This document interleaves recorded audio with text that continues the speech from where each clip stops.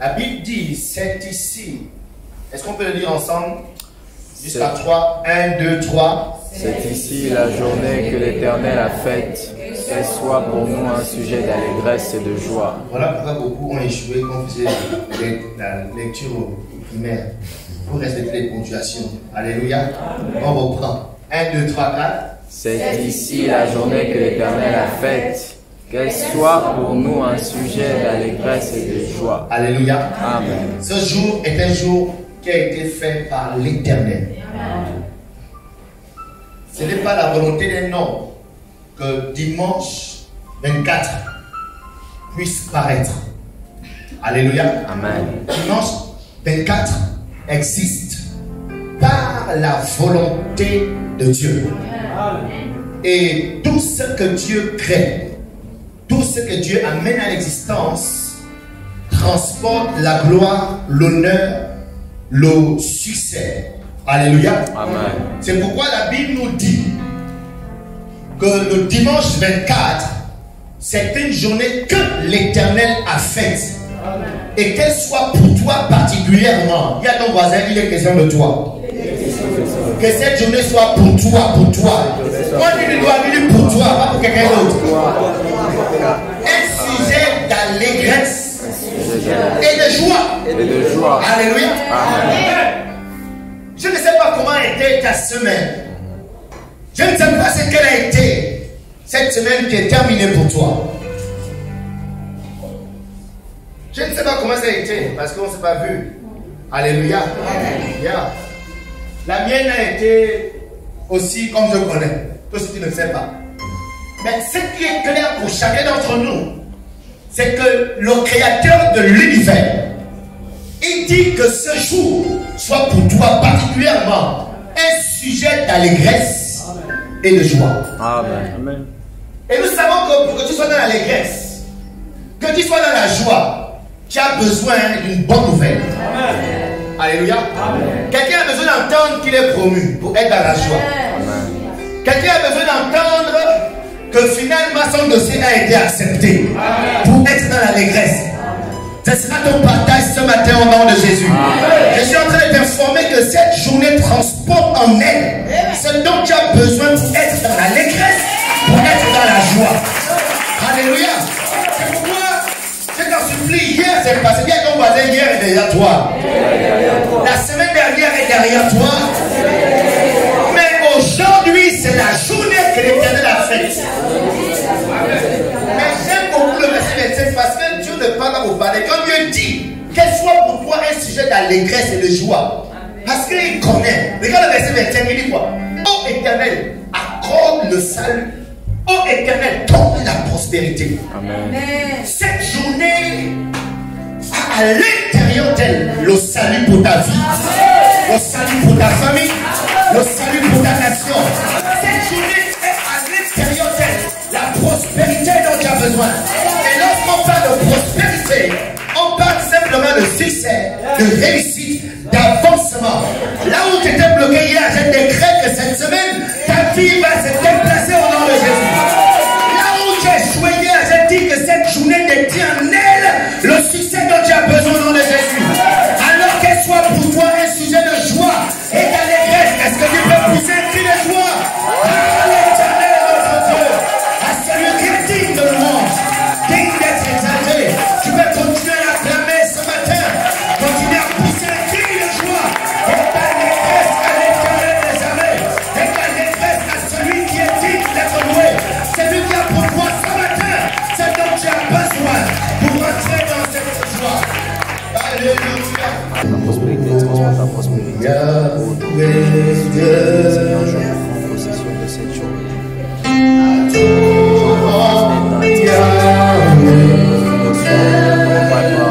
Parce que peu importe ce qui va se passer,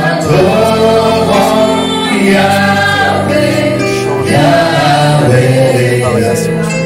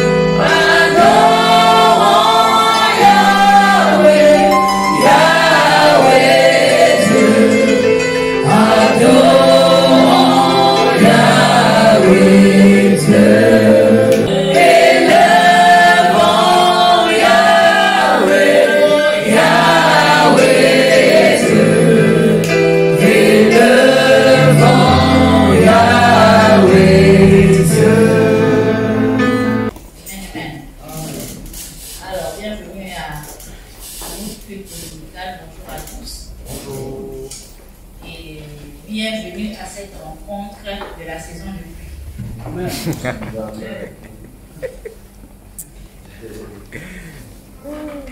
Moi, c'est le jour de la saison de pluie.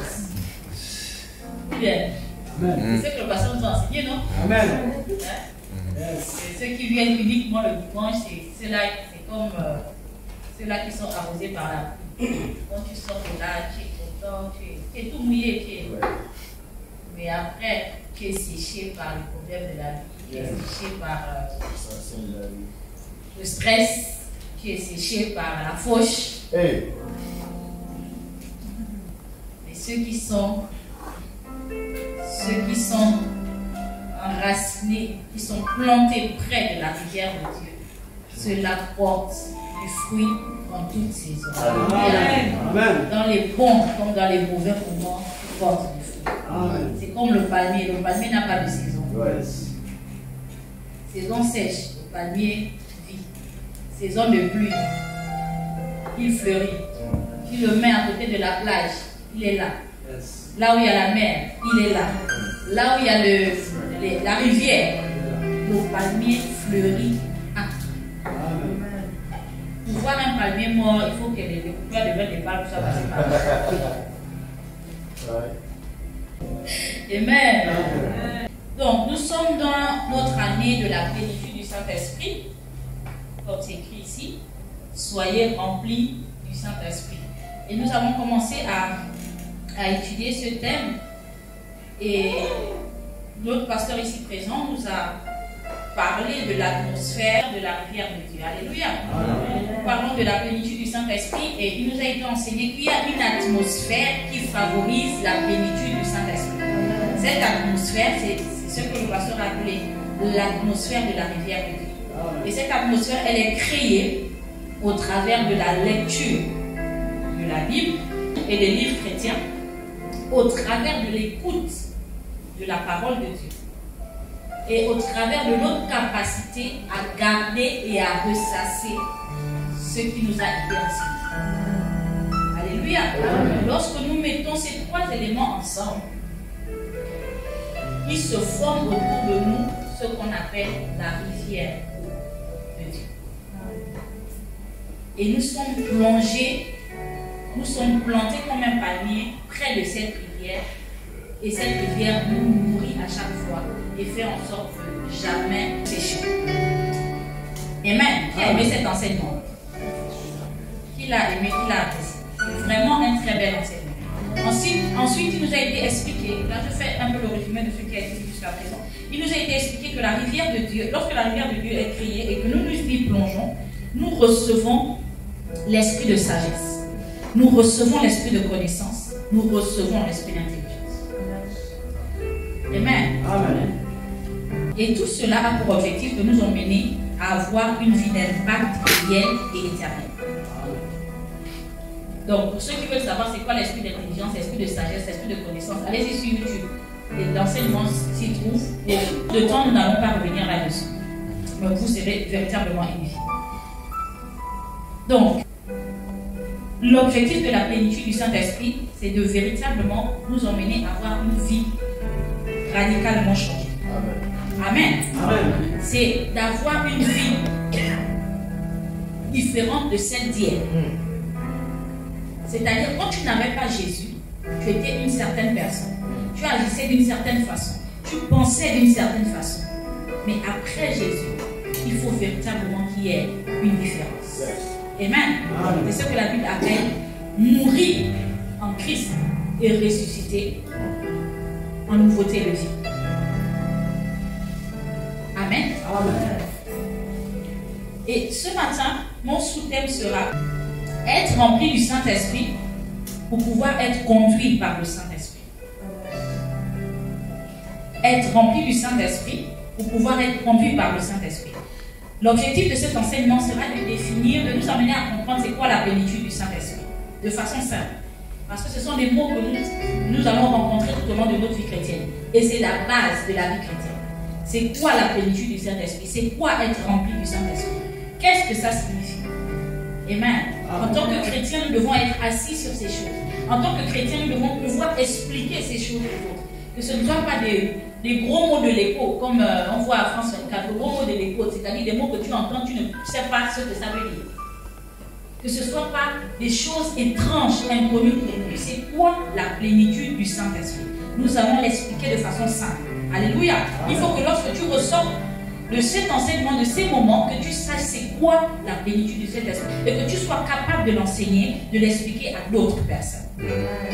Et nous allons donner l'objectif. Pourquoi nous avons besoin de cette plénitude? Et nous allons nous baser, sur des cas pratiques. Comment elle s'opère, comment cette plénitude prend place de façon pratique dans notre vie. Alléluia. Amen. Et tout ceci, tout simplement pour nous expliquer une fois de plus, mais pas une fois de trop, de quoi il s'agit dans la vie chrétienne. De quoi s'agit-il? La vie chrétienne, c'est quoi? Est-ce que c'est envoyer le feu tous les jours? Est-ce que c'est venir à l'église tous les jours? Est-ce que c'est avoir... C'est connaître le nom de Jésus? C'est quoi la vie chrétienne? Est-ce que c'est venir chercher le mariage, les enfants, le travail? Est-ce que c'est ça la vie chrétienne? Amen, amen. Amen. La plénitude du Saint-Esprit. Quand on parle de plénitude du Saint-Esprit, c'est être rempli du Saint-Esprit. Et pour faire court, pour vraiment faire court, de quoi s'agit-il dans notre marche chrétienne? De quoi s'agit-il dans la vie en Christ? Il s'agit tout simplement de notre transformation. Amen. Alléluia. Amen. Il s'agit de notre transformation qui doit servir de témoignage et de base pour la transformation d'autres personnes. Amen. Si tu viens à l'église, si tu as donné ta vie à Christ, tu dois comprendre que Dieu a quelque chose à faire avec toi qui commence par ta transformation. Et il va s'appuyer sur cette transformation pour pouvoir transformer d'autres personnes. Amen. Parce que les gens cherchent Dieu. Et ils doivent être capables de voir Dieu au travers d'eux. Alléluia. Amen. Jésus pouvait dire, si tu m'as vu, c'est que tu as vu Dieu.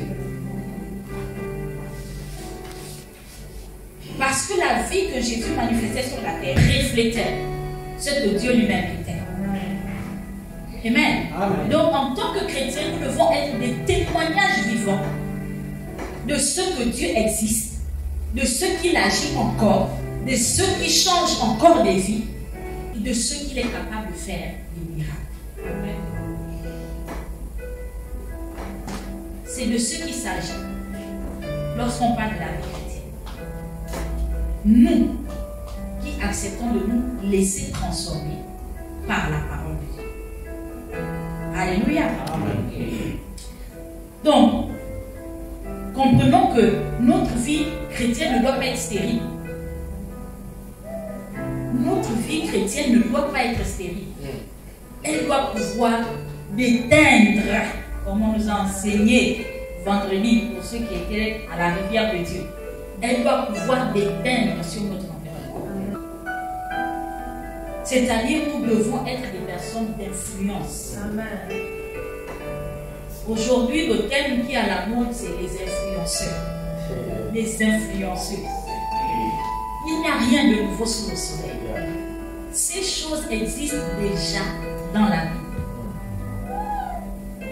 Alléluia. Amen. Nous sommes les influenceurs. Nous devons être les influenceurs de notre génération. Amen. Nous devons être ceux-là qui montrent la voie à ceux qui montrent la manière de faire et de se comporter. Alléluia. Amen.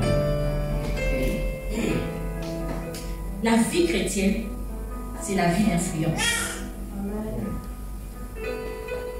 Alléluia. C'est pourquoi j'ai dit, notre vie chrétienne ne doit pas être stérile. Nous devons refuser d'être stériles. Ça ne doit pas se limiter à venir à l'église, à se donner bonne conscience. Et puis, c'est bon. Comme c'est le langage de tout le monde au Gabon. Moi, je crois. Moi, je suis chrétienne. Tout le monde est chrétien au Gabon. Ouais. Mais quand tu regardes la vie de la personne, ça n'a rien à voir avec les valeurs et les principes de la vie chrétienne. Mais nous sommes tous chrétiens. Personne ne peut dire dans cette assemblée qu'il n'est pas chrétien. Moi, je suis chrétien. Amen, amen. Mais chrétien, comme j'aime le dire, être chrétien, ce n'est pas les mabobos. Ce n'est pas le dire seulement à la bouche.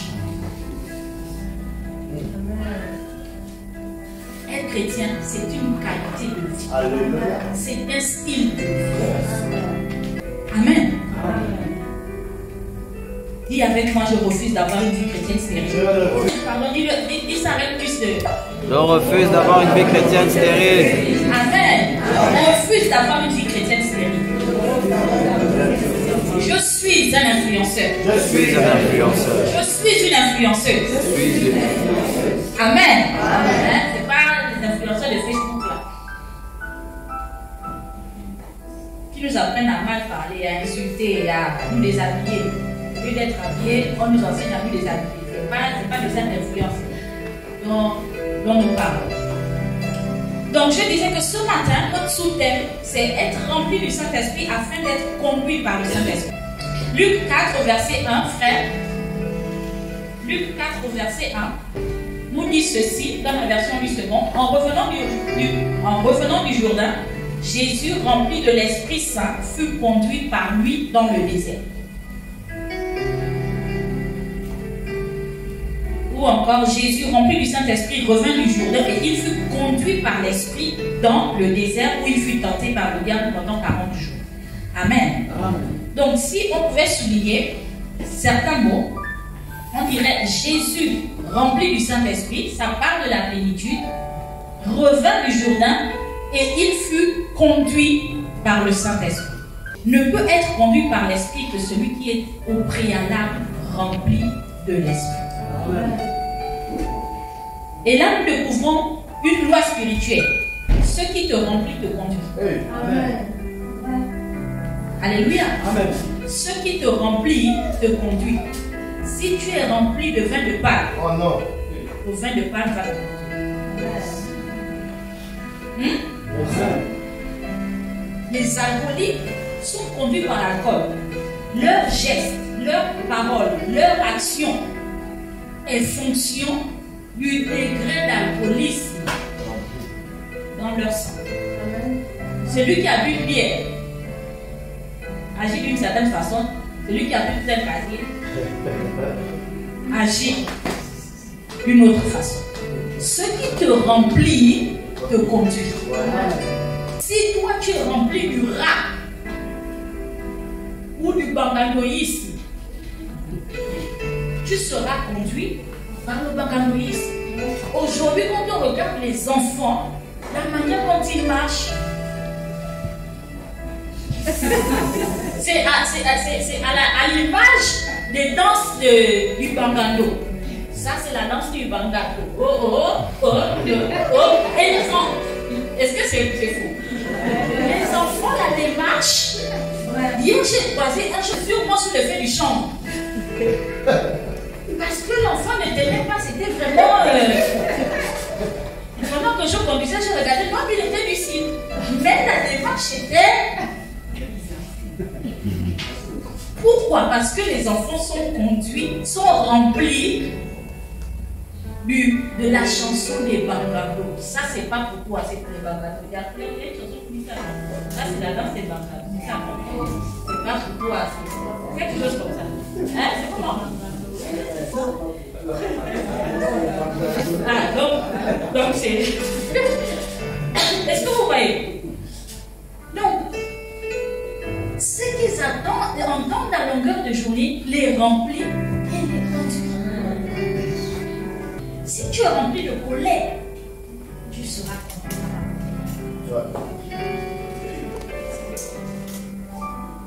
Tes actions, ce sera à chaque occasion. Ce qui te remplit te conduit. Si tu es rempli du Saint-Esprit, tu seras conduit. La plénitude du Saint-Esprit, ou soyons remplis du Saint-Esprit, c'est l'action du Saint-Esprit dans la vie d'une personne qui prend appui sur la parole de Dieu qui se trouve à l'intérieur de cette personne. C'est quoi la plénitude du Saint-Esprit? C'est l'action du Saint-Esprit dans la vie d'une personne sur la base de la connaissance que cette personne a de la parole de Dieu. Qu'est-ce que tu as compris de ce que tu sais? Parce que nous parlons de lire la parole de Dieu. Il y a ceux qui lisent la parole. La première catégorie, c'est ceux qui ne lisent même pas. La parole de Dieu, c'est quand ils font la grâce et le... En fait, quand ils font à Dieu la grâce et le privilège d'être au culte. Là, ils entendent la parole. Ils ouvrent. Avant encore, les gens ouvraient les Bibles. Aujourd'hui, il y a les gens qui ne même plus. Quand on regarde, personne n'a même un cahier pour pouvoir écrire. Il n'y a pas de livre. Donc, la première catégorie, c'est ceux-là qui ne lisent même pas. Mais il y a une autre catégorie, ceux qui lisent mais qui ne comprennent pas. Et là, il n'y a pas de changement.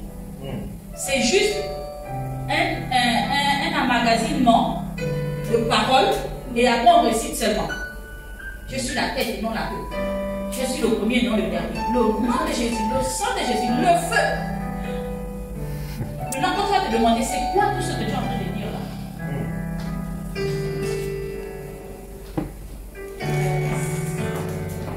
C'est pourquoi les gens ont beaucoup, les gens églises sont remplies des gens qui ont la parole, qui connaissent les versets, mais dont la vie ne reflète pas ceux qui savent les versets de la Bible. Donc, la plénitude du Saint-Esprit, c'est l'action du Saint-Esprit basée sur ce que tu sais de la parole de Dieu et sur ce que tu as compris de la parole de Dieu.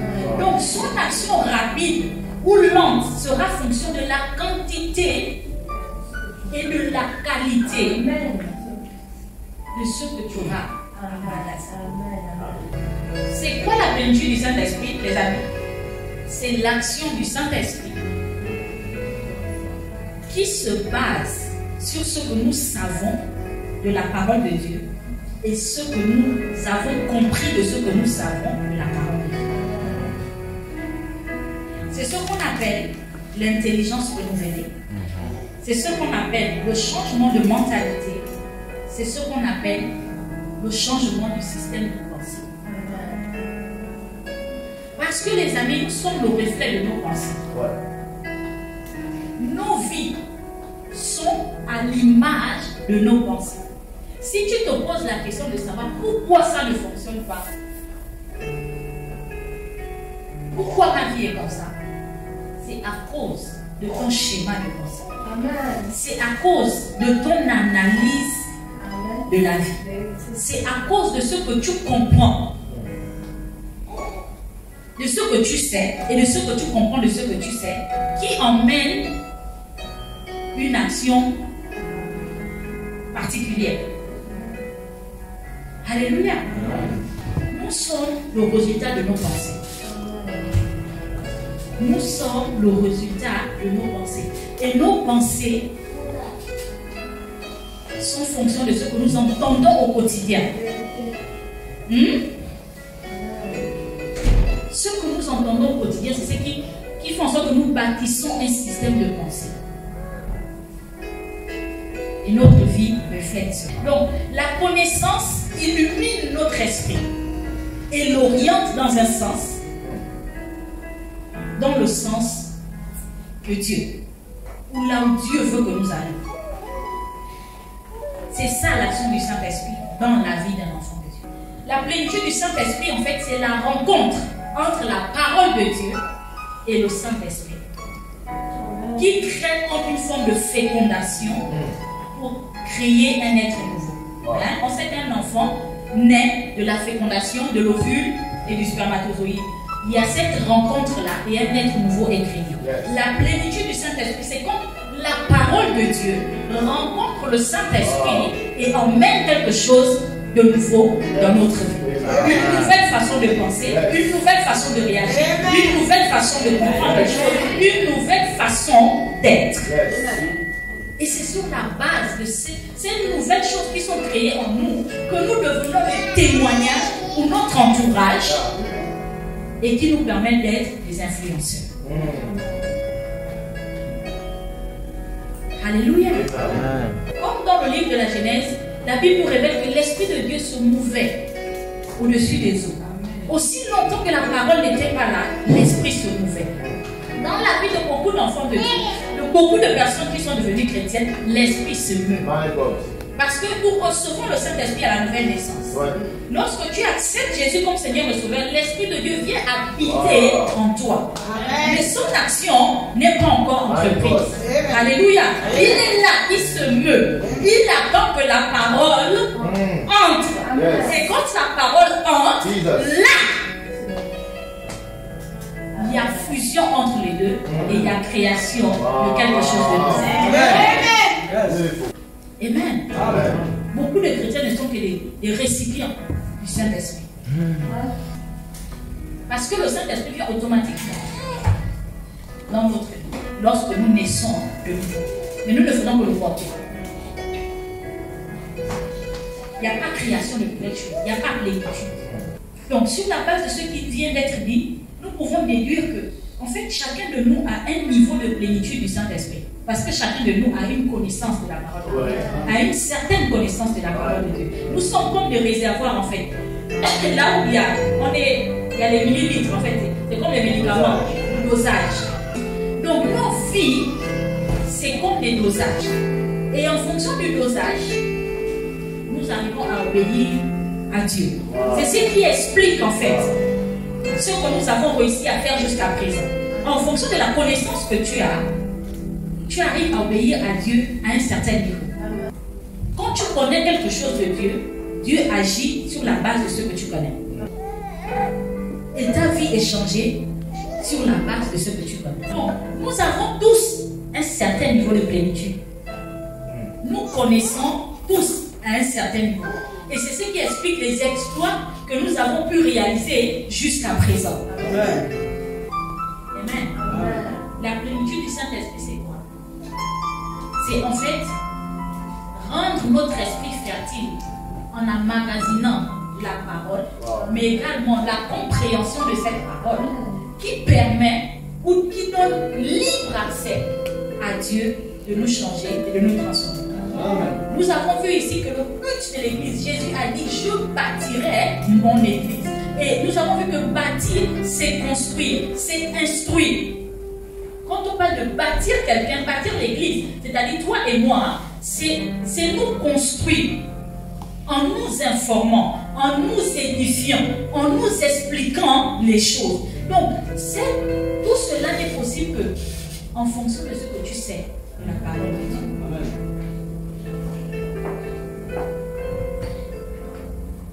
Amen, amen. Amen. Donc, nous pouvons encore conclure que lorsque nous avons des problèmes à obéir à Dieu dans un domaine, c'est parce que nous manquons de connaissances dans ce domaine. Là où nous avons du mal à obéir, là où nous avons du mal à nous laisser diriger, à nous laisser conduire, c'est parce que nous manquons d'informations. Nous manquons d'enseignement dans ce domaine-là. Et là, lorsqu'on manque d'enseignement, là on fait intervenir la logique, on fait intervenir les raisonnements, les arguments, les excuses, pensant être sage, alors que nous sommes complètement hors sujet. Si tu as du mal à obéir à Dieu dans un domaine, c'est parce qu'il te manque les informations et les enseignements dans ce domaine. Parce que le jour où tu es enseigné et que tu acceptes, tu comprends et tu acceptes, forcément tu te laisses diriger. Amen. Pendant longtemps, j'avais un problème, moi personnellement, avec la conception de père et mère spirituelle dans le Seigneur. Pendant longtemps, je n'aimais pas ce concept. Parce que je me suis toujours dit, moi je n'ai pas été évangélisée. Parce que généralement, quand on parle de père et mère spirituelle, c'est celui qui t'a emmené dans la foi et qui te nourrit. Je disais, moi je n'ai pas été évangélisée. Dieu est venu à moi comme ça. Mon histoire, c'était vraiment Dieu et moi. Et pendant longtemps, j'ai marché avec le Seigneur comme ça. Et après, tout ce que j'entendais, on appelle ça comment, des mauvais témoignages, des divers et des travers qui se faisaient par le canal de de ce concept, j'étais complètement renfermée. J'étais ça, je ne voulais même pas me laisser enseigner. Je ne voulais même pas me laisser enseigner sur ce concept. Et ça fait 20 ans que je suis dans la foi. Je peux vous dire que c'est seulement depuis 1 an que ça a commencé. Et récemment, que ça s'est amplifié. Sur la base de la connaissance que j'ai pu avoir. Sur le fait que j'ai pu être enseignée sur ce concept. Alléluia. Amen. Et pendant longtemps, le fait que j'ai refusé cela, j'ai perdu des grâces. Et quand notre père, le pasteur Péli, est parti, j'ai réalisé combien j'ai manqué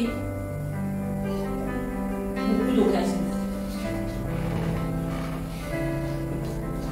Pourquoi? Par faute de connaissance. Par manque d'enseignement.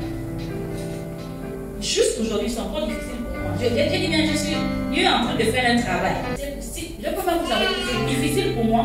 Ça me fait toujours bizarre quand on m'appelle maman. Même moi, pour moi, ça me fait toujours bizarre. Si vous m'appelez maman, ça me fait bizarre. Pour ceux qui m'appellent comme ça. Parce que c'est un concept que moi-même j'ai eu du mal à accepter. Les personnes qui me voient, ça me fait bizarre. En tant que pasteur, ça me fait bizarre. À cause du fait que moi-même, ce concept-là n'est pas encore bien établi. Mais je me fais du mal à moi-même parce que c'est véritablement biblique et il y a des choses attachées à ce principe dans la vie. Mais je n'ai que de regrets. Si seulement j'avais compris, si seulement j'avais compris ces choses plus tôt, j'aurais fait les choses différemment.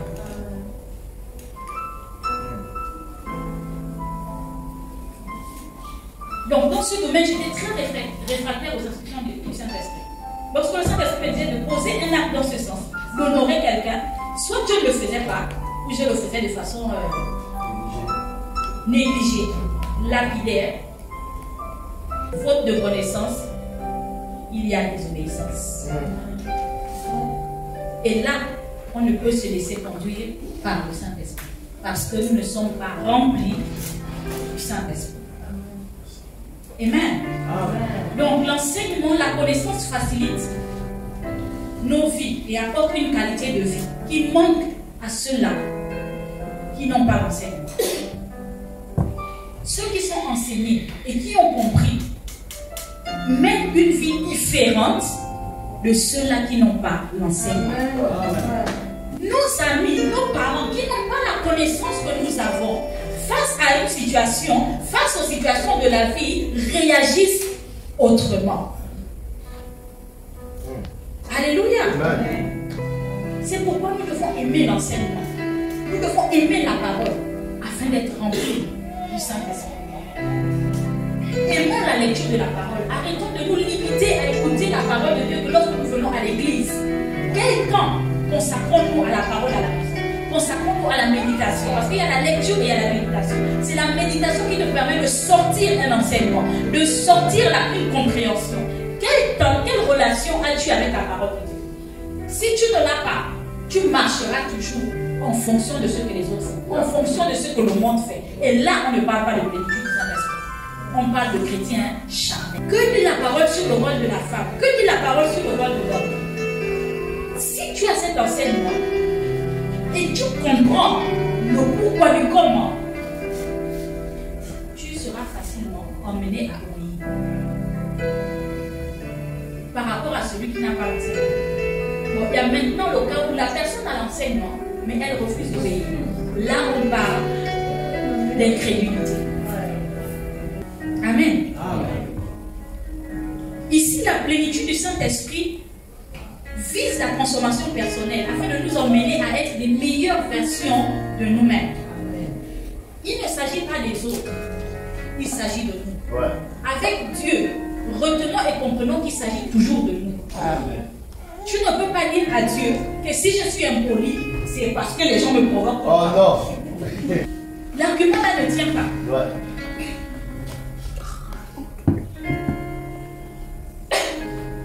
Tu ne peux pas dire à Dieu que si je ne travaille pas, c'est parce que le PDG a mis le pays par terre.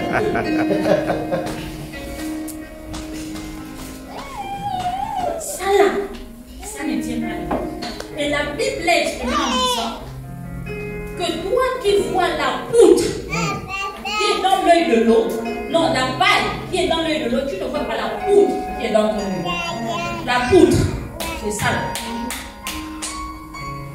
Quand le Seigneur parle de la poutre, c'est-à-dire le pilier, ça c'est la poutre. Maintenant, dans l'œil de l'autre, c'est la paille, c'est-à-dire la tige du balai, le balai en tige. Le problème du PDG, c'est que toi tu vois le problème du PDG là. C'est la paille, c'est la tige là. Mais toi, ton problème,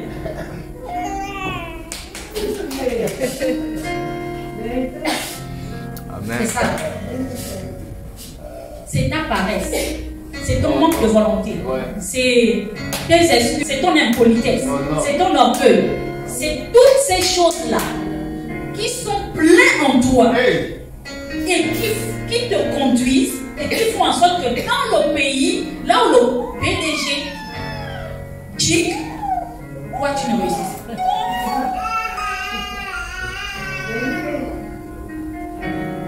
Parce que le mal de notre nation, c'est le PDG.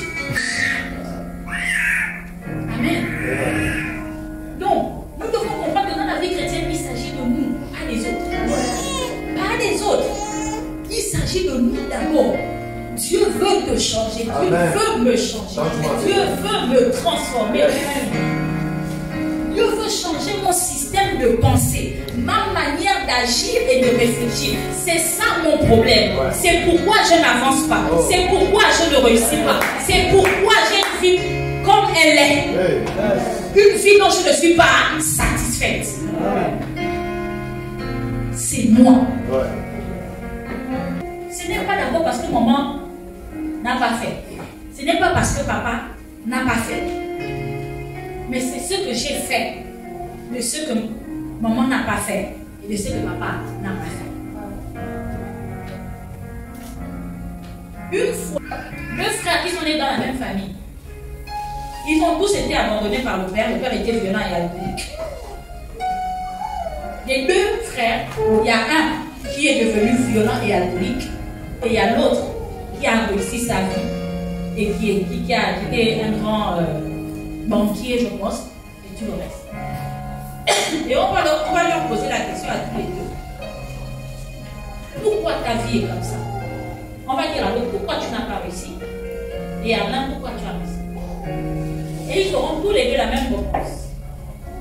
Celui qui n'a pas réussi va dire, c'est parce que papa est alcoolique.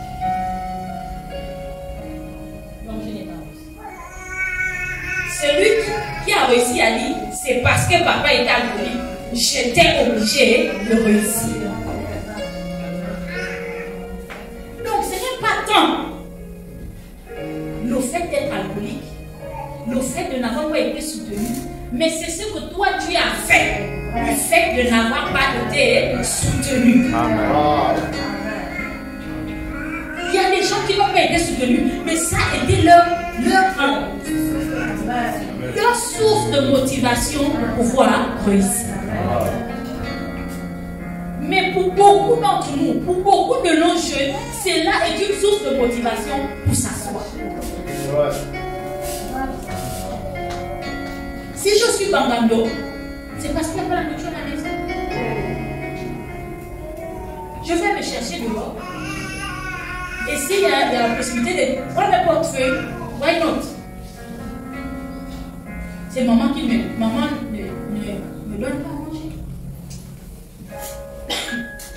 Mais je dis souvent à nos frères que lorsque nous voyons les Ouest africains, ils n'ont pas un parent ici. Même les enfants de 10 ans, de 15 ans qui sont ici là, ils n'ont pas un parent. Ils sont venus par les bateaux, les pirogues, ils sont venus avec un habit et parfois on le leur a arraché. Mais jamais on ne les verra mentir. Jamais.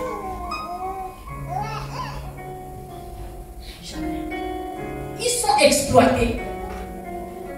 Mais ils font même de cette exploitation la source de pouvoir faire leur business demain.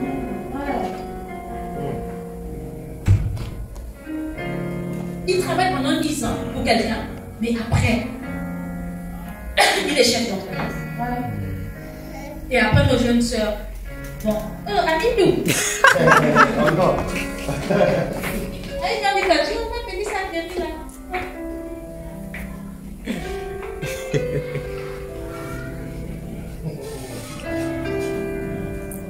Amidou était esclave. Amidou était esclave. Là, on va souvent demander, fais-moi un peu le bon là. Le problème, ce n'est pas le fait qu'il y ait, qu'il n'y ait pas. Le problème, c'est ce que nous faisons, le fait qu'il y ait ou qu'il n'y ait pas. Parce qu'il y a ceux-là qui ont grandi dans l'ordre, qui sont des mamans. Qui sont des esprits de la femme. Les mystiques, comme nous-mêmes dit notre sœur Aurélia. Les vrais mystiques. Alléluia. De quoi s'agit-il dans la vie chrétienne? Il s'agit de nous, de transformation. Amen. Et chacun à son niveau. Chacun à son niveau. Il s'agit du changement de mentalité. Il s'agit de changement de système de pensée. Et quand on parle de mentalité, c'est-à-dire notre façon d'agir et de faire. Moi, de nature, je suis une personne colérique.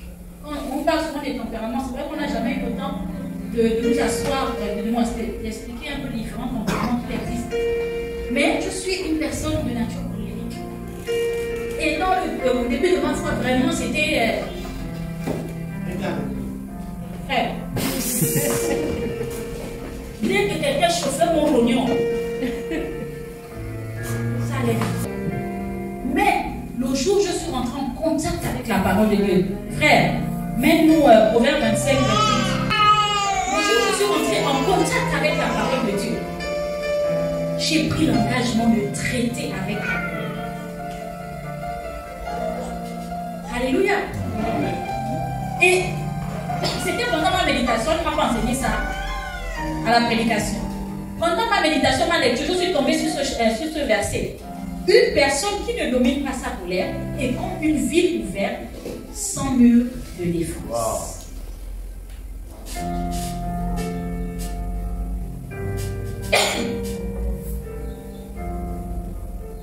Mais le français courant.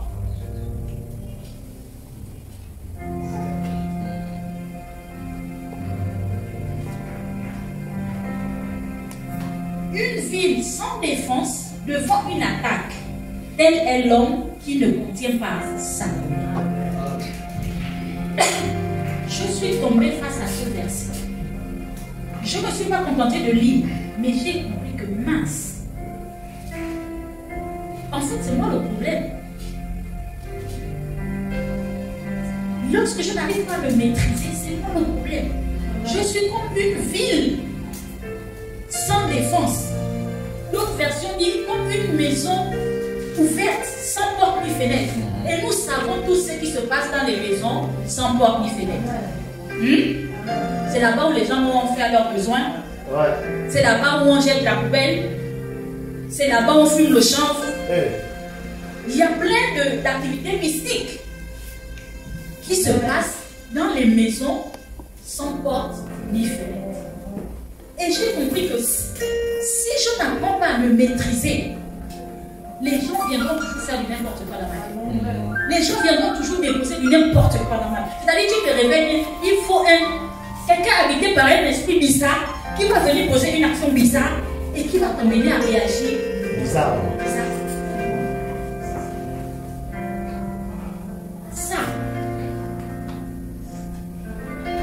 Ça a changé ma vie. Aujourd'hui, s'il arrive que quelqu'un arrive à me mettre en colère et que je me mette en colère, quand je rentre, quand je suis seule, je suis triste.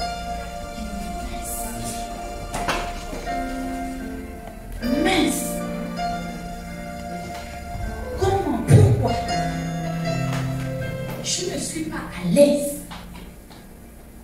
d'avoir permis à quelqu'un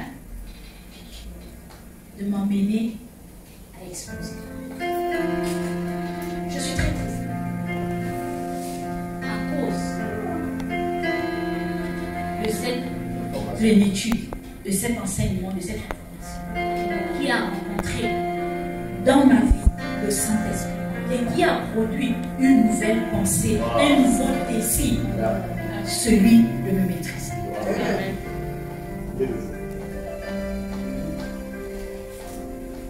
Aujourd'hui, devant certains comportements, je peux même fuir. Dieu m'avait, Seigneur, Abel, aide-moi. Aide-moi à ce moment. J'ai dit à mon mari, apparemment, il devient flegmatique. Quand j'arrive à éviter une provocation, yes. Mais qu'est-ce qui se... Il y a des gens qui se glorifient d'être beaux.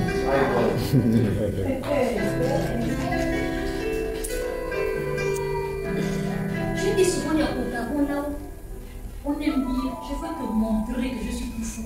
C'est-à-dire qu'on se refuse de la folie. De l'impolitesse.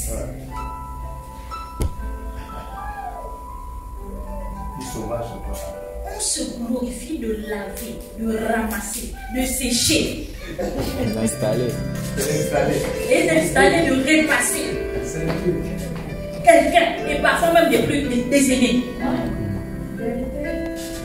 On se glorifie de ça.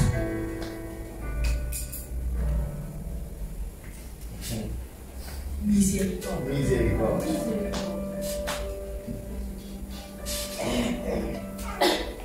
Aujourd'hui, les jeunes, si tu t'amuses avec moi, je vais te passer le scanner.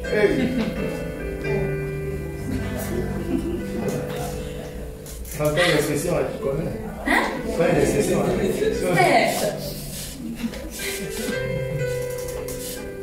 je te scanne.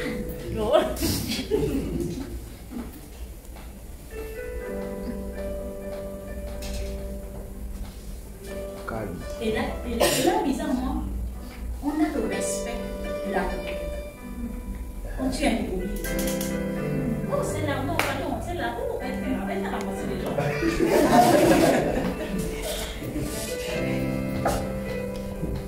On se glorifie de ça. Mais c'est une honte. Ouais. C'est une honte. C'est une infamie, c'est une abomination. Et nos vies sont bloquées à cause de ça. On pense que c'est parce que le grand-père nous a attachés. On cherche les prophètes. Prophète, rien ne marche dans ma vie. Mais ce sont ces petites choses-là.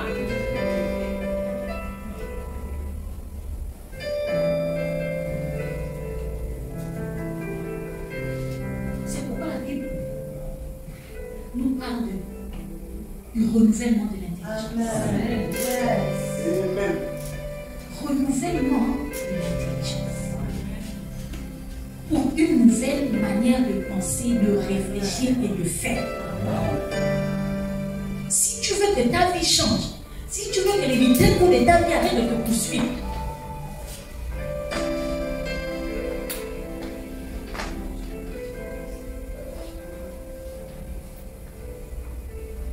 alléluia. Amen. De quoi s'agit-il dans la vie chrétienne? Il s'agit de notre transformation. D'enlever la poutre et non pas la paille qui est dans le lieu. Nous d'abord. Dis avec moi. Moi d'abord. Moi d'abord. Moi d'abord. Moi d'abord. Et pas mon frère. Amen. Moi d'abord. De quoi s'agit-il dans la vie chrétienne? Pourquoi la plénitude du Saint-Esprit? Parce qu'il faut que nous devenions une meilleure version de nous-mêmes. Il faut que nous acquérions la maturité. Il faut un niveau de... Regardez, la Bible dit l'héritage, ce n'est pas pour les enfants. L'héritage, ce n'est pas pour les enfants. Aucun père ne donne à un enfant son héritage. On attend que tu sois mature. Même dans le Testament, c'est à partir de 18 ans. Parce qu'on considère que c'est l'âge légal pour la maturité. Aucun enfant n'a l'héritage. Donc si tu n'as pas... C'est 21 ans.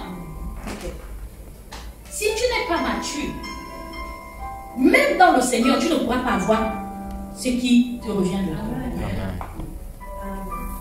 Et quand on parle de maturité, on parle de comprendre le langage de Dieu. Savoir le comment et le pourquoi des choses. Si tu ne médites pas la parole de Dieu, tu ne sauras pas. Avec le groupe des femmes de l'église, on a entamé une étude sur le livre de Jacques. Et dans le livre de Jacques, au premier chapitre, on nous dit, c'est Jacques qui encourage les chrétiens à considérer comme un sujet de joie complète les différentes épreuves auxquelles nous pouvons être confrontés. Et nous avons vu que, généralement, là, il y a l'épreuve, il n'y a pas la joie. Quand quelqu'un est éprouvé, il n'y a pas la joie. C'est le stress, c'est la colère, c'est la tristesse. Il n'y a pas la joie. Mais qu'est-ce qui emmène cet état d'esprit? C'est parce qu'on ne comprend pas le pourquoi de l'épreuve.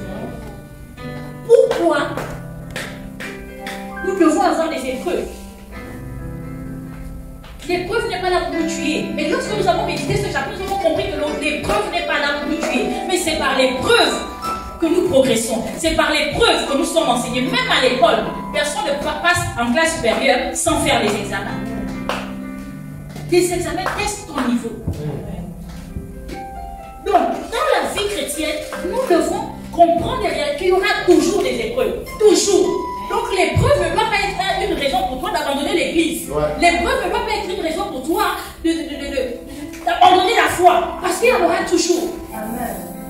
Notre mentalité doit être forgée avec cette réalité, qu'il y aura toujours des épreuves. Mais c'est à moi de comprendre qu'à chaque fois qu'une épreuve se présentera dans ma vie, c'est Dieu qui veut me faire progresser. C'est Dieu qui est en train de vouloir créer quelque chose en moi. Le livre de Jacques parle de la patience. Pourquoi nous avons besoin de patience? Parce qu'un homme patient, c'est une personne inébranlable. Quand tu sais attendre, tu ne seras pas tenté par les offres de ce monde. Parce qu'il y en aura. Aujourd'hui, on est tenté de différentes manières. Avant, la prostitution était réservée aux femmes. Aujourd'hui, les hommes sont des prostituées.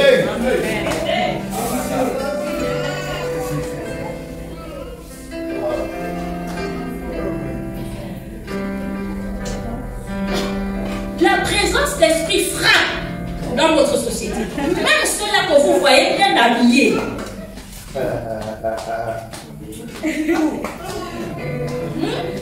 Les jeunes cas dynamiques, même ceux que vous voyez bien habillés, les amis. Dis tout. Une fois, un collègue a été témoin d'une scène. Un gars, il était dans une grosse voiture avec sa go. Il y a une autre voiture qui est passée, grosse voiture. C'était un papa qui était à l'intérieur. Le papa était content de voir le gars qui conduisait la première voiture. Il est descendu, il dit que toi là tu ne réponds plus à mes appels, pourquoi?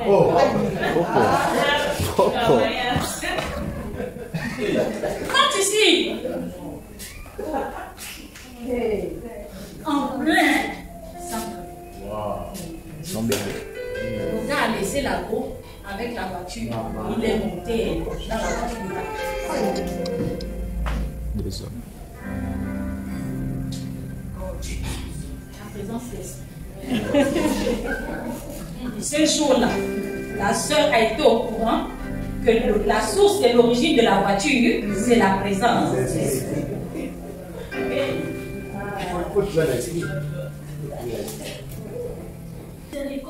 Miséricorde. Donc tout ce qui brille n'est pas or. Oh, je veux un banquier. Ils sont beaucoup là-bas. Je vais un gars du trésor. Ils sont beaucoup là-bas. La plénitude du Saint-Esprit nous emmène, veut créer une maturité d'esprit pour que nous sachions analyser les circonstances de la vie et que nous ne soyons pas emportés à tout vent de doctrine. Que nous ne soyons pas les mots, les habitudes du monde qui nous entoure. Amen.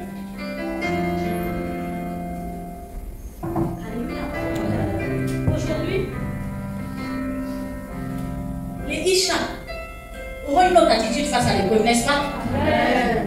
Parce qu'on a médité la parole de Dieu et on a compris la a raison d'être de l'épreuve. C'est un moyen de nous amener plus haut. C'est un moyen de voir la gloire de Dieu éclater.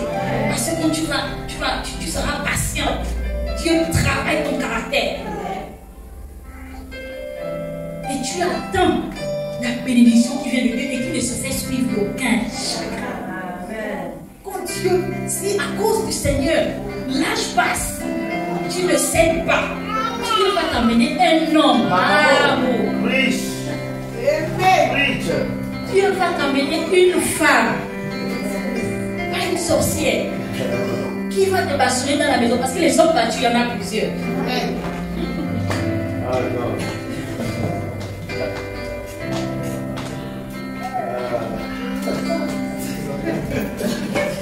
Tu dis non. Il y a des hommes comme à genoux. Récemment sur Facebook. Ça va faire le buzz, non? Oui. À genoux. Mais dehors, il est bien habillé. À la maison, à genoux.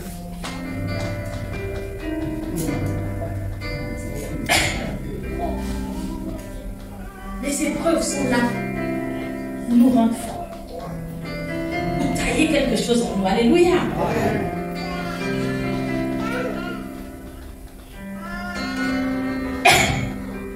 L'enseignement sur la déloyauté et la déloyauté a été une pilule amère pour beaucoup d'entre nous. Pour moi-même, c'était difficile cet enseignement.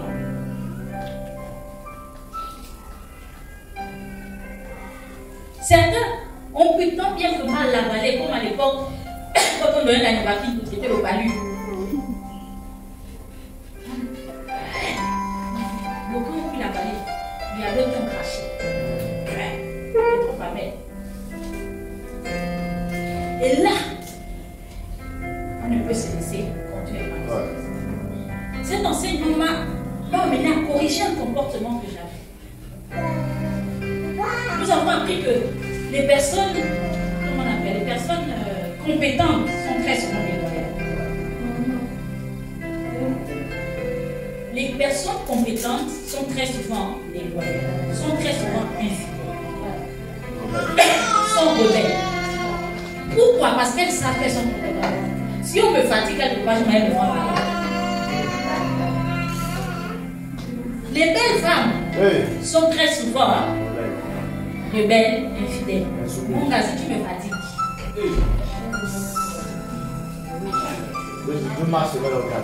C'est ça, tout ton sommeil, et puis on va me dire. Les hommes avec un portefeuille conséquent n'ont pas le temps de se limiter à une seule femme. Parce qu'il te dira qu'il y a 10 autres. Si tu ne veux pas, il faut bouge. Les personnes compétentes, celles qui ont, sont très souvent infidèles, sont très souvent déloyales. Et au travail, j'ai vu une situation qui me fatigue un peu. Et ça m'a tellement fatigué ces derniers mois. Je me suis dit que je vais leur faire ça encore. De toute façon, je sais qui je suis. Je peux me vendre ailleurs. Et je voulais choisir justement la période où l'entreprise est un peu laissée dans leur situation. Et puis, en fait, d'amener un gros. Quand je suis tombée sur cet enseignement, j'ai commencé à la lire. Parce que si je dois partir, je ne dois pas partir comme ça. Pas avec ces motivations. Et pas à cette période-là. C'était de la déloyauté. Je savais au fond de moi, chaque fois que je pensais à ça, je savais au fond de moi que Dieu n'était pas tout. Mais je voulais forcer. J'avais même déjà commencé à faire des recherches. Cet enseignement a recadré. Les personnes compétentes, celles qui savent qu'elles ont, sont très souvent déloyales. Mais l'enseignement est venu trouver en moi le Saint-Esprit et ça a changé ma trajectoire et ma direction. La plénitude du Saint-Esprit. Amen. Pourquoi la plénitude du Saint-Esprit? Pour notre guérison et notre restauration, les amis. envoie sa parole pour nous guérir. Il y a des personnes qui ont été blessées par la vie. Il y a des personnes qui ont perdu l'estime d'elles-mêmes à cause des situations de la vie. Il y a ceux-là qui ont été abandonnés. Il y a ceux-là qui ont été abusés sexuellement, mentalement, physiquement. Et quand tu passes par ce genre de situation, ton estime de toi diminue. Mais quand tu rentres en contact avec la parole de Dieu et que tu comprends ce que Dieu pense de toi, ce qu'il a fait pour toi et ce qu'il est prêt à faire pour toi et avec toi, ça guérit ton âme blessée. Parce que tant que tu n'es pas guéri, ta vie ne sera pas. En fait, tu ne pourras jamais arriver là où tu veux. Tout ce que tu vas obtenir, toi-même tu vas le casser, toi-même tu vas briser. Une personne blessée blesse. Si tu te maries en étant blessé, avec les blessures, tu vas toujours analyser les situations de ton mariage en fonction de ces blessures. Et tu vas faire en sorte que tu vas le casser. Tu vas le perdre. Et tu vas être plein de la parole pour pouvoir être guéri. Beaucoup d'entre nous, nous avons besoin de pardonner aux gens. Beaucoup. En tout cas, tout le monde a été une fois blessé, brisé. Et tout dépend de la profondeur de la blessure. Mais si on entre en contact avec la parole de Dieu, si elle n'est pas pleine, on ne pourra pas connaître cette restauration. Et dans le psaume 23, on dit bien l'Éternel, il restaure mon âme. Si ton âme n'est pas restaurée, tout ce que tu auras, tu vas le briser. Tu le perdras. Pourquoi la plénitude du Saint-Esprit? Pour pouvoir être restauré. Alléluia. Pourquoi la plénitude du Saint-Esprit? Pour que le caractère de Christ soit formé. Alléluia. Il s'agit de ça. Yes. Il s'agit de Jésus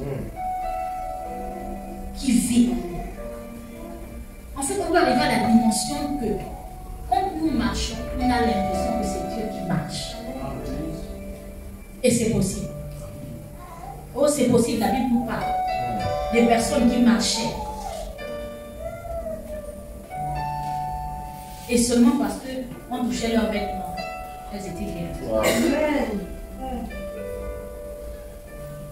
La Bible nous parle des personnes qui ont été transformées par l'amour. Ou lorsque quelqu'un a manifesté à l'autre de l'amour. Parce qu'il s'agit de ça. Lorsque Christ est formé en toi, tu as les fruits de l'esprit en toi, qui sont l'amour, la joie, la paix. Et c'est ce que le monde recherche. Les gens sont pleins de tourments. Les AVC, aujourd'hui, sont une preuve du manque de paix dans la vie de gens. Et il faudrait que nous soyons des porteurs de paix pour pouvoir apporter la paix à ceux qui manquent de paix. Il faut que nous soyons des instruments de compassion, de miséricorde pour pouvoir ne pas condamner ceux-là qui sont déjà à terre, mais de pouvoir les aider à se lever. Il faut que Christ soit imprimé en nous. Alléluia. J'ai écouté une fois le témoignage d'une femme. Elle venait à peine de se marier.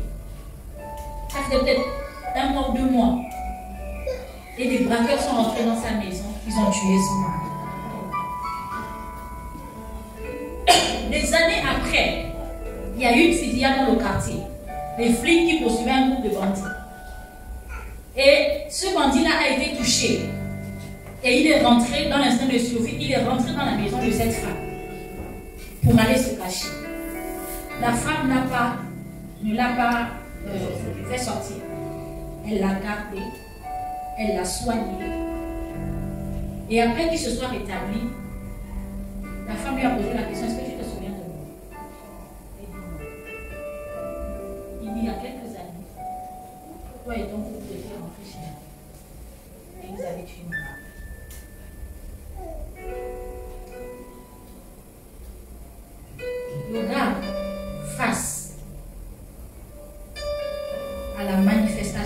l'amour et de la miséricorde de cette femme est devenu aujourd'hui l'un des plus grands prédicateurs de l'évangile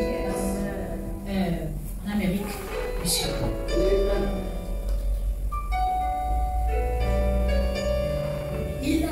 Parce que sa vie était entre la main de cette femme, elle aurait pu se venger. Elle aurait pu le livrer. Mais parce que Christ était formé en cette personne, elle a manifesté de l'amour et de la miséricorde. Cet homme, cet ancien Bangrando, agent du cartel, est devenu un puissant prédicateur de l'évangile. Pourquoi la plénitude du Saint-Esprit? Pour que Christ soit formé en nous, afin de changer les autres, afin d'influencer les autres de façon positive. De quoi s'agit-il? Pourquoi c'est important cette plénitude-là? Les amis, parce que c'est l'essence même de Dieu. C'est notre dernier point. C'est l'essence même de Dieu.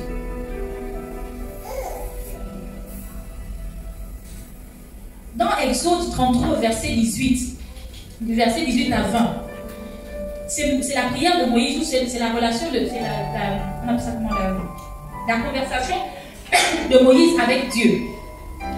Moïse va faire cette prière à Dieu: Seigneur, fais-moi voir ta gloire.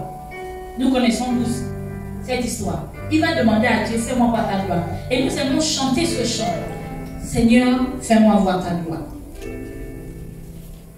Et je crois que pour la plupart d'entre nous, lorsque nous chantons Seigneur, fais-moi voir ta gloire, nous avons une vision autre que celle que doit exprimer, en fait, ou que Moïse a voulu exprimer par cette prière: Seigneur, fais-moi voir. Généralement, quand on pleure, on crie, fais-moi voir ta gloire, on pense à la puissance de Dieu. On pense au fait que Dieu doit intervenir dans notre situation pour nous donner ce que nous voulons. Lorsque Moïse a fait cette prière,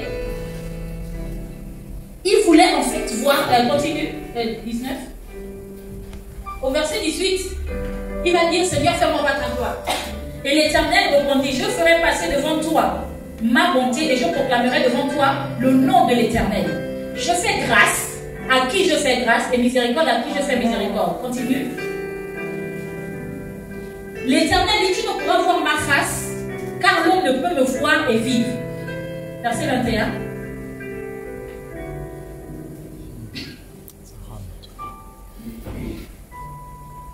C'est bon. Verset 9. Donc, car l'homme ne peut voir ma face et vivre.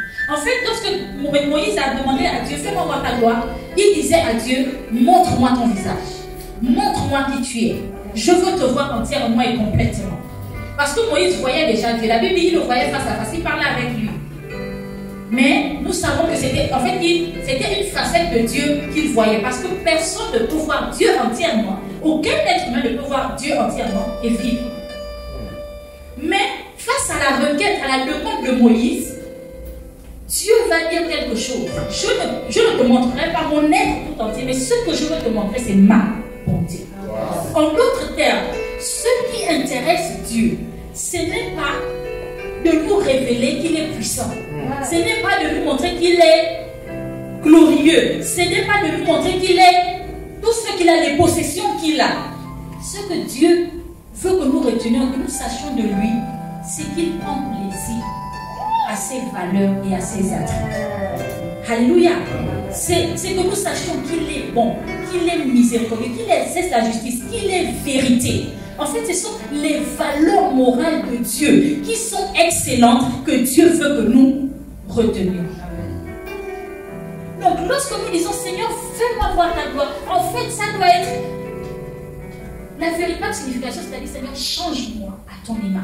Amen. Que je sois comme toi. Comme tu es saint, que je sois saint.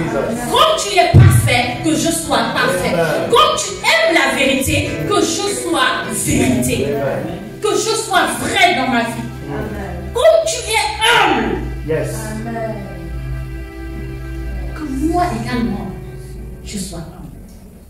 Les amis, les possessions, les hommes les ont. La franc-maçonnerie donne la possession. La sorcellerie donne la possession.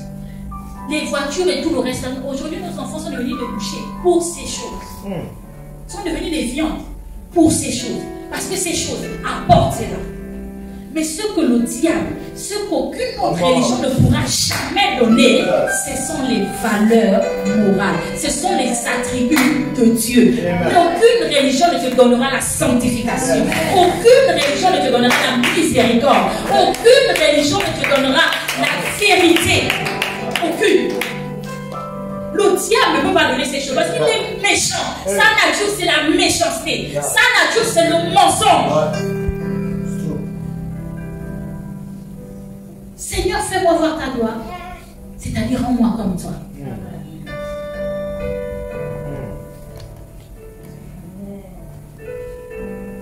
Dieu est saint. Soyons saints. Alléluia. Aspirons à être saints. Dieu est miséricordieux. Quand quelqu'un te fait du mal, accorde la miséricorde. Dieu est humble. Qui que tu sois, peu importe ce que tu as, ne dis pas aux gens, tu me connais.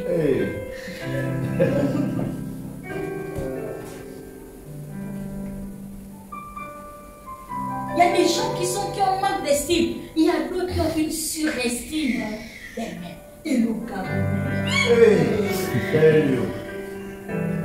c'est l'air du grand frère qui est venu nous mettre en bas.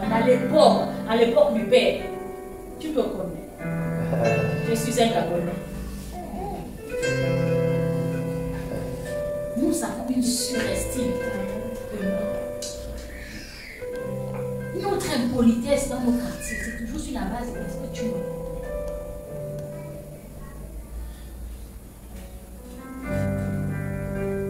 Que Christ soit imprimé en nous. Amen.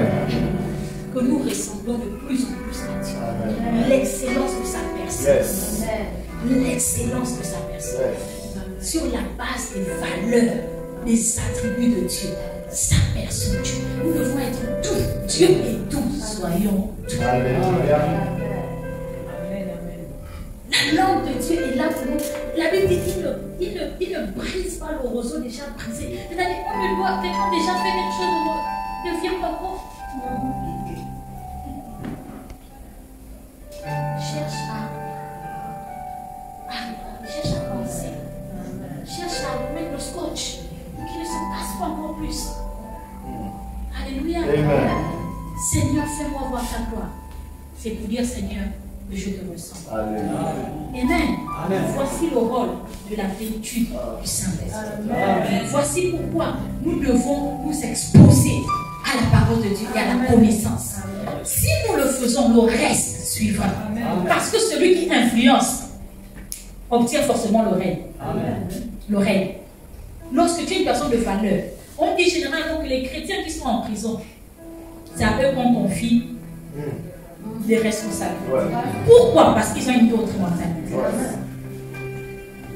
Et à cause de ça, nous sommes tous dans la même situation, mais à cause de notre mentalité, à cause de notre personnalité, ces chrétiens-là ont des privilèges différents des autres. Ils jouissent de la confiance des gens qui les gardent. On a l'exemple de Joseph dans la prison. Joseph dans la prison avec une position particulière. Alléluia. Donc, la distinction viendra du fait que Christ soit formé en nous. Par nos valeurs. Alléluia. Pourquoi la plénitude du Saint-Esprit? Pour que Christ soit formé en nous. Amen. Qu'est-ce que nous pouvons lever ce matin? Amen. Les amis, nous avons appris que le Saint-Esprit, la plénitude vient, du moins, la plénitude vient lorsque il y a rencontre entre la parole de Dieu et l'Esprit de Dieu. Mais pour que l'Esprit de Dieu puisse rencontrer la parole de Dieu, il faut au préalable que tu aies donné ta vie au Seigneur. Parce que le Saint-Esprit vient dans la vie de l'être humain quand celui-ci naît de nouveau. Lorsqu'il accepte, il décide de donner sa vie au Seigneur. Lorsqu'il décide de se repentir. Il décide de changer de vie. Alléluia. Amen. Dieu a juste besoin que tu prennes la décision, que tu manifestes la volonté. Et le reste, c'est lui qui fait. Amen. Amen. Ce matin, si tu es là, si tu es venu dans cette assemblée, que tu as entendu cet enseignement, je te prie de soupirer après la présence du Saint-Esprit. Et le Saint-Esprit ne vient que sur ceux-là qui acceptent Jésus comme Seigneur et Sauveur. Est-ce que ce matin, tu es là et tu peux donner ta vie à Jésus afin de recevoir le Saint-Esprit? Si tu es là ce matin, n'aie pas honte de dire, il s'agit de ta vie. Il s'agit de ton cœur. Il s'agit de ta destinée. Alléluia. Si tu es là ce matin et que tu n'as jamais fait cette prière, lève ta main et nous allons prier ensemble. Pour que tu puisses recevoir Jésus dans ta vie comme Seigneur et Sauveur, afin que le Saint-Esprit descende dans ta vie. Y a-t-il quelqu'un qui va accepter Jésus comme Seigneur et Sauveur ce matin? Est-ce que nous pouvons acclamer le Seigneur? Acclamons Jésus. Alléluia. La Bible dit lorsque nous fixons revenons au Seigneur, il y a la joie au ciel. Ma soeur, tu es en train de créer la joie au ciel à cet instant. Tu es très béni. Alléluia. Je vais prier, tu vas juste répéter après moi. Et tous les assemblées, nous allons répéter ensemble pour l'accompagner dans cette prière de revenir vers son Dieu. Répète après moi, Seigneur mon Dieu. Seigneur mon Dieu, Merci pour ton amour. merci pour ton amour. Je te demande pardon Je te demande pardon pour tout ce que j'ai fait. pour tout ce que j'ai fait. Je ne savais pas. Je ne savais pas. Pardonne-moi. Pardonne-moi. Mais ce matin, Ce matin, j'ai entendu ta parole. Je sais que tu es mort pour moi, je sais que tu es mort pour me sauver de mes péchés. pour me sauver de mes péchés. Et pourquoi ce matin, Pourquoi ce matin, je t'accepte dans ma vie je t'accepte comme mon Seigneur et Sauveur. mon Seigneur et À Sauveur. partir d'aujourd'hui, À partir d'aujourd'hui, aide-moi à te suivre. aide-moi à te suivre. Donne-moi ton esprit Donne-moi ton pour m'enseigner tes voies, pour m'enseigner ta parole. Je ne vais pas aller en enfer, je vais aller au ciel. Écris mon nom dans ton livre de vie. Merci Jésus de me laver, de purifier ma conscience avec ton sang précieux. Merci de m'aimer tel que je suis. Satan, écoute-moi. Je n'ai plus rien à voir avec toi. Mon corps est le temple de Dieu. Je suis né de nouveau. Tu prends tes histoires. Tu libères ma destinée. Tu libères ma vie. Au nom puissant de Jésus. Est-ce qu'on va acclamer Dieu?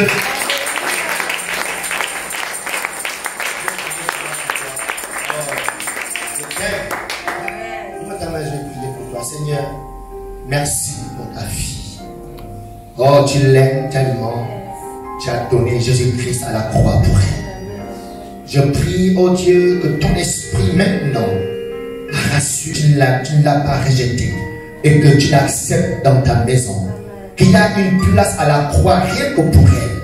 Ce matin, tu l'acceptes. Saint-Esprit, merci de restaurer son cœur, son âme. Merci de rétablir sa destinée au nom puissant de Jésus. Que tout ce que l'ennemi a fait contre sa vie jusqu'à présent, par le nom puissant de Jésus, je viens le neutraliser, je viens l'arrêter au nom de Jésus. Et je la plante dans ta maison. Plus jamais le diable ne va jouer avec sa destinée. Plus jamais les hommes de ce monde ne vont jouer avec sa vie. Je la plante dans la maison de Dieu. Et je déclare qu'elle grandit dans ta maison comme un panier et elle porte beaucoup de fruits.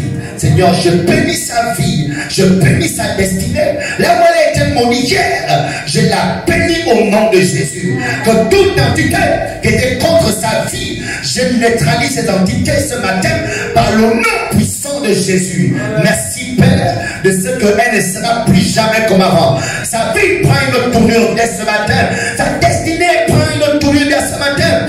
Je le décrète et je le déclare et je l'établis ce matin dans sa vie au nom puissant de Jésus. Est-ce qu'on peut tous dire Amen à l'acclamant Jésus? Bienvenue à la maison de Dieu. Après le culte, nous voulions te dire Amen à la maison de ton Père. D'accord? Je remets là. Ok. Après le culte, le frère, le petit. Est-ce Tu peux l'acclamer.